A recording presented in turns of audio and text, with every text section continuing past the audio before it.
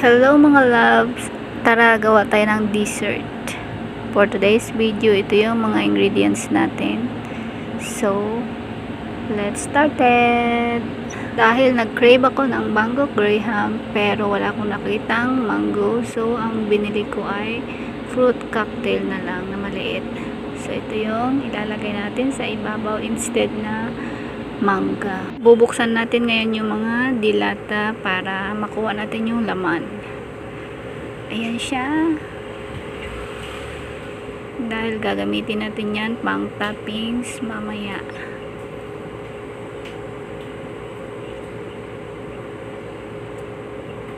Ayan na siya guys. Bukas na siya. Ayan. Maglagay na tayo sa mixing bowl ng Nestle cream at saka condensed milk. Pwede nyo to gawin sa inyong mga bahay dahil masarap to mga loves, pang dessert at gustong gusto ng mga kids. So try nyo na.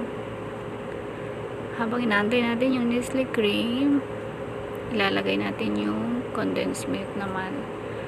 Tapos gagamit tayo ng hand mixer para ma-mix natin, ma-combine natin yung dalawang ingredients bago natin ilagay dun sa ating grahams. Ayan yung mixer ko. Nabili ko lang yan guys sa Shopee. So yan yung gagamitin natin, number 4.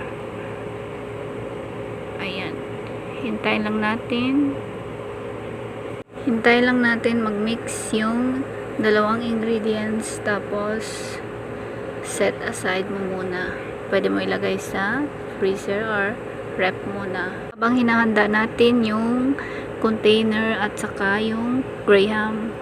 Nag-mix din pala ako ng isang Nestle cream na medyo malapot siya. Yan kasi yung gagamitin ko mamaya sa last part bago ang toppings. Kasi mas masarap, mas maganda tingnan. Yan ang gagamitin natin. Then, set aside muna. Ito na tayo mga loves. Maghahanda na ako ng container at saka graham para ready na tayo.